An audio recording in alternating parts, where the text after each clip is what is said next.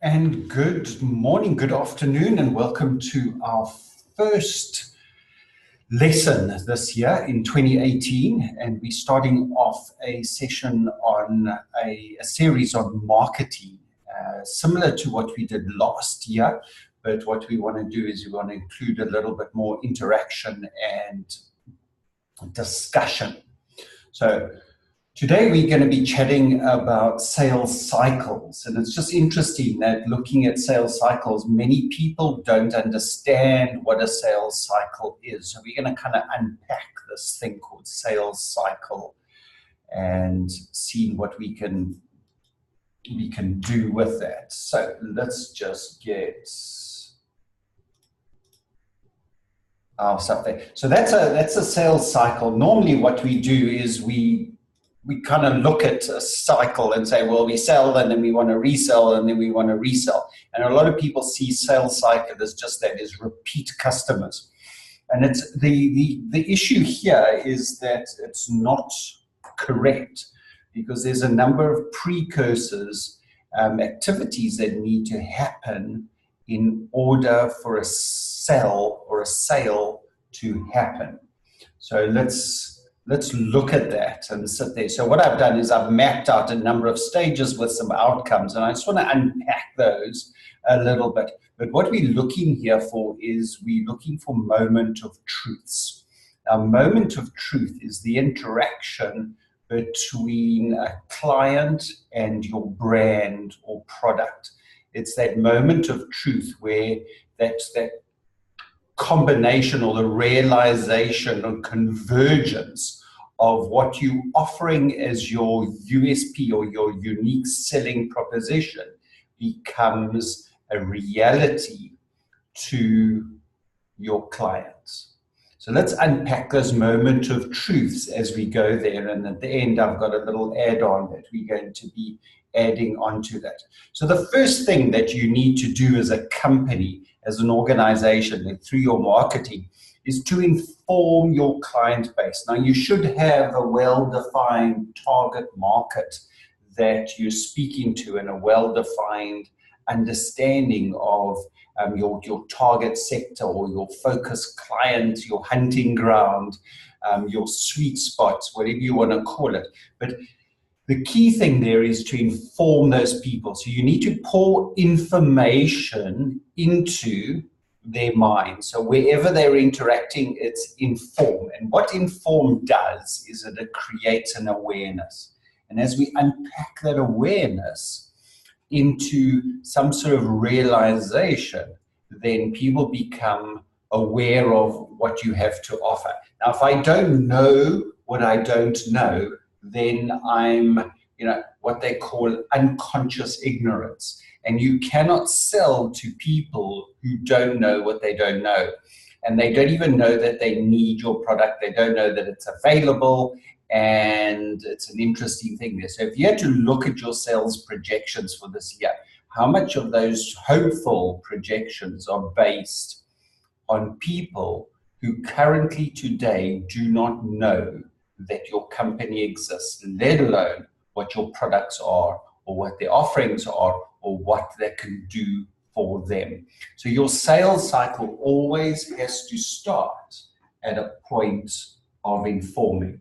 So as we unpack that, you've got to inform. Now, your inform creates needs, demands a number of information products that are going out to market. It could be, hey, did you know? Are you aware of? And you need to look at it from a two-point of view, because it's no use punting your product with information until your client knows that this is something that they need. So the classic fear marketing that insurance companies or medical companies do, a classic inform things that, did you know that if you're a man and you're at the age of 50, these are the 5 things that you need to watch out for.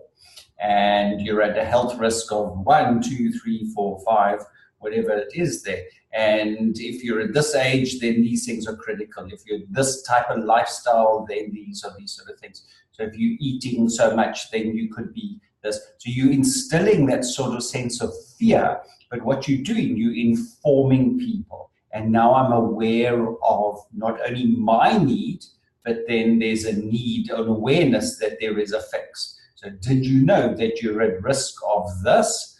But did you know that our product could actually help you resolve the issue, solve the issue, help you acknowledge it, whatever your USP is around that. But that's what you've got to do, because people are not going to be interested until they are aware of your product through that information. So you've got to have a number of ignorant questions, a number of sort of things that people are looking at and saying, well, hang on, I've got all these things. And I need to understand a little bit about this. So you're turning these question marks that you've got. So you've got a number of deep question marks that people are wanting, and you're helping create that. But then what you're doing is creating that awareness, which will then lead people on to the next stage. And the next stage is to then educate the people. So once people are aware, then they demand to be educated, because now what you've got to do, you've opened up the doors of their mind, you've created an opportunity for marketing. And the next stage there is marketing through education.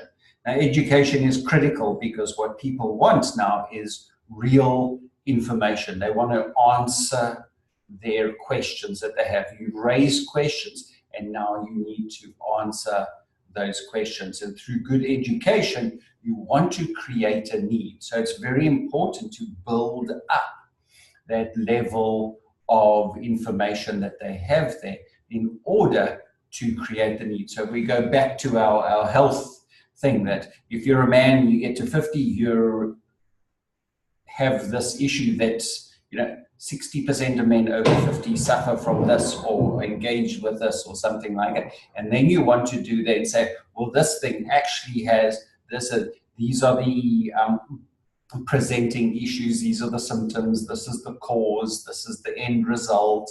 And now you're pouring that information into that, and you're opening up a dialogue with your client.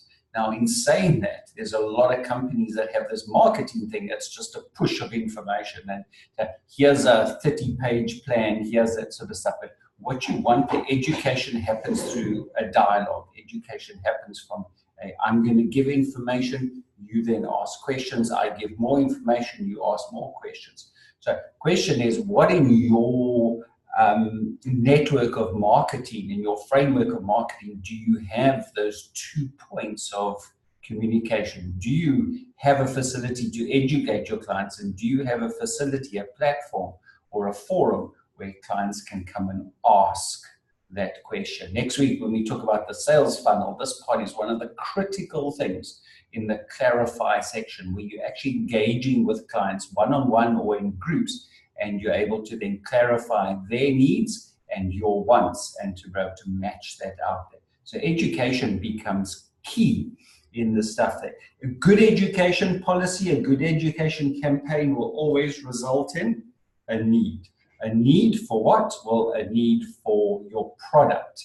And that then gets you on to the magic ka-ching moment, which is the sell.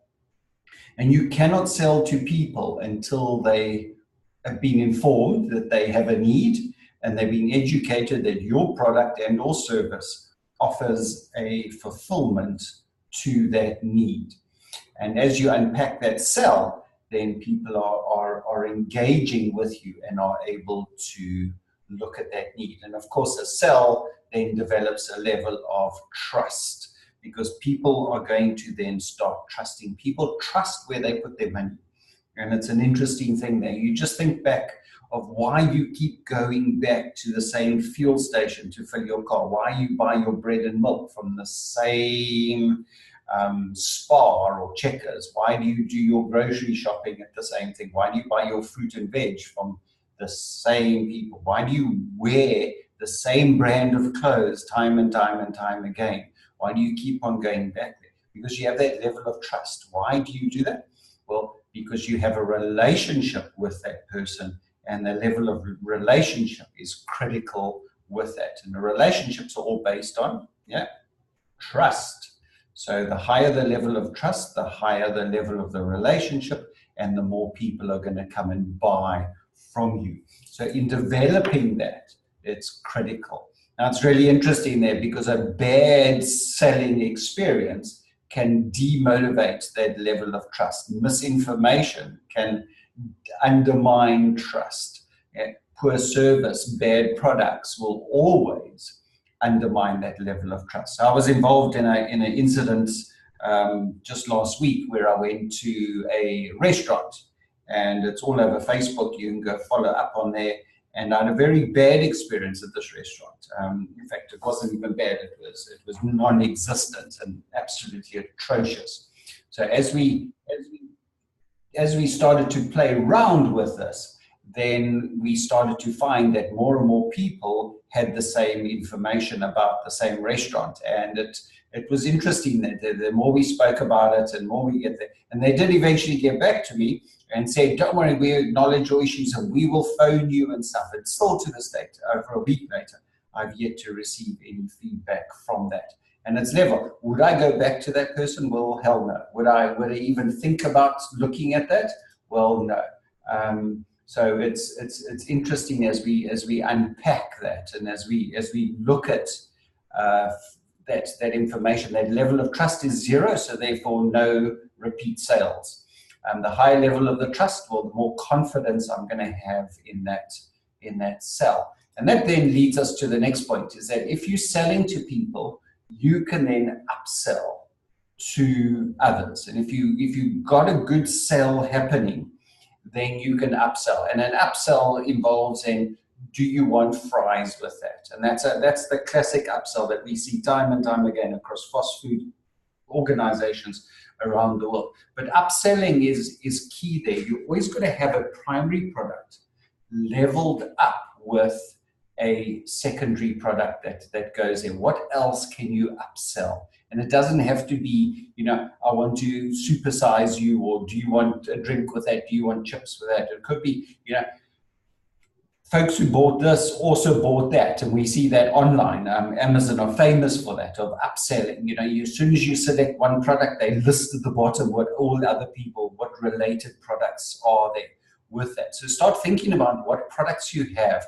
And maybe it might even be worth is to unbundle some of your products to make them more affordable, but also then to have upsells. So you can buy the workshop, but if you want the manual for the workshop, then it's this. If you want extra coaching after the workshop, or if you want to buy the product, or you can come listen to me speak, and then you can buy the CD of what I'm speaking about, or the book that I based my speech on. The same way as you go to a concert, and at the back of the concert hall they sell the CDs and the albums of the band that you've just listened to, and it's all part of the upsell. What else can you upsell to that? And the level of upsell creates a level of confidence that people are looking for and wanting. So as we grow in confidence, we're able to grow with our client base, and a confident client base will always want to come back for more. And that's where we get into the resell option.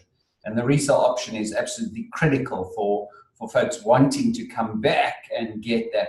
So if people have a level of trust and they have confidence in you as a brand and as a company, and confidence in the product, then they will come back for more and create a level of reliance upon your brand or your product. And that, in a nutshell, in 10-15 minutes, is the sales cycle that every organization should have from that. So you've got to inform your clients. You've got to inform them to create that awareness, following up with an education which creates a need. Only then, and only then, can you then sell to people, once they have a need and an awareness, to develop a level of trust within your brand, within your company, that relationship that they have with you. You upsell, and if they buy upsells, they're going to have a level of confidence in that, because they're happy to spend more money, And through that confidence, then they're going to come back and buy more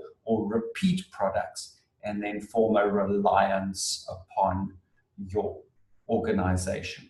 So I'm not interested whether you're selling toilet paper or you're selling IT software or services or products, or you've got a little corner cafe, or you've got a multinational organization. The sell here, and one of the key things that we're speaking about here is what we call your moments of truth. And you'll see there that as we go round in the circle, each factor has a moment of truth. That moment of truth, when what you're offering becomes a reality to the person that you're offering it to, that moment of truth. And it might be a worthy exercise to sit down and unpack the different moment of truths that your company offers. It could be when they first see your website. It could be when they first speak to somebody on the phone. It could be when people first walk into your office, the receptionist. They first meet your salespeople. They meet you at a networking event. They see one of your videos. They read your book. They watch your online course. They get to see somebody else playing with what you've got. It's all those moments of truths, and each one needs to be engineered to be exact, to be powerful, and to be able to instill that level of trust that we have with that. And if we put a Z in front of it, a Z, what they call ZMOT in the States, it's a zero moment of truth. And as we get more and more into social media and video, is we finding that more and more people are interacting with your brand at a zero moment of truth, even before they've touched, felt, or even seen your product. A zero moment of truth is a time when people who are potential customers are coming into contact with your brand via some other platform other than what you've created. So it's a referral from somebody, one of your clients or an ex-client. It's watching a video that somebody made about your product. It's an online referral about your product, where they're coming into that zero moment of truth. And that is where the key to growing a company lies. What is your zero moment of truth across your inform, educate, sell, upsell, resell sales cycle? A lot to think about. If you'd like any more information about this, then we'd love to engage with you. We'd love to have a good discussion with you about your marketing, about your plans, about your strategy for 2018, about where you've got. We're unpacking a formula called RI squared at the moment for us internally, as well as all our clients, and that unpacks and consolidates a good, solid strategy for growth, achievement, and victory in 2018. We'd love to deal and handle your strategy as well, like we do with so many other clients. My name is Bruce Wade. Join us next week and every Wednesday for our weekly Wednesday webinar at 1 o'clock. And whether you watch this live or via the recording, we'd love to hear from you. Interact with us, visit our website, join our mailing list for future webinars, and we will see you on the other side. Thank you very much.